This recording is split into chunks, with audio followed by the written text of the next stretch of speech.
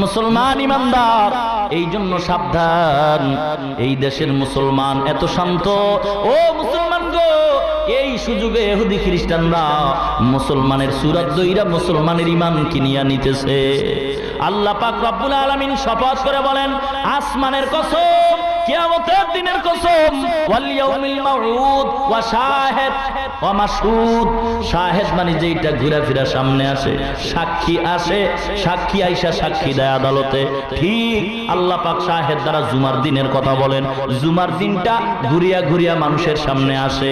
আল্লাহ বলেন, ওই দিনের কসম খাইলাম। ওয়া মাশহুদ, যেই দিন মানুষগুলি ওই দিনের সামনে যায়। কোন দিনের সামনে? 9 জিলহজ, আরাফাতের দিন। আল্লাহ পাক বলেন, গোটা পৃথিবীর মুসলমান ওই দিন আরাফাতের ময়দানে যায়। ওই দিনের কসম আল্লাহ খায়া বলেন, চারটা শপথকে আল্লাহ কসম করে বলেন, হে নবী, আপনি কোনো চিন্তা করিয়েন না, বিপদ আসবেই নিশ্চিত। কারণ ঈমানদার জান্নাত পাবে না বিপদের সম্মুখীন হইয়া, পরীক্ষা না দিয়া,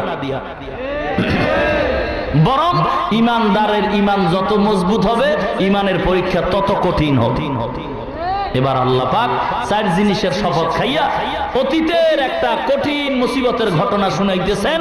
ঈমানের অগ্নি পরীক্ষায় যে পাশ করেছে তার একটা দৃষ্টান্ত আল্লাহ সূরা বুরুজের ভিতরে বলেন, কুতিলা আসহাবুল উখদুদিন নারি যাতিল ওয়াকুদ ইযহুম আলাইহা قعود وهم على ما يفعلون بالمؤمنين شهود। মুসলমান ইমানদার আল্লাহর গোলাম, আল্লাহ পাক বলেন, কুতিলা আসহাবুল উখদুদ, আমি আল্লাহ পরীক্ষা খননকারীদের ধ্বংস করে দিলাম। আসহাবে উখদুদ সহিহ মুসলিম শরীফের ভিতরে ঘটনা টানা হয় আয়াতের অনুকূলে। একটা সুন্দর ঘটনা। আসহাবে উখদুদ বলতে পরীক্ষা খননকারীর দল। মুসলমানদের বিরোধিতায় গিয়া, দেশটার নাম হলো ইয়ামান দেশ, যে ইয়ামান দেশে ইসলামের খেদমত বেশি, যার প্রমাণ ইয়ামান দেশ ছেড়ে ছেড়েই শাহজালাল রহমতুল্লাহ আলাইহি আমাদের জমিনে আসছেন দ্বীনের খেদমত করার জন্য। মুসলমান ইমানদার ওই ইয়ামান দেশের ভিতরে তদানীন্তন সময়, নবীজি দুনিয়াতে আসার 70 বছর আগের কথা।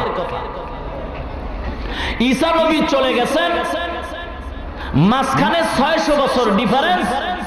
এরপরে